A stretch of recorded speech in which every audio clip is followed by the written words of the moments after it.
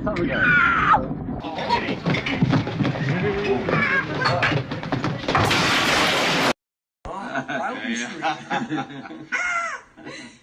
one comes. Foreigner, not in the Hall of Fame. What the fuck?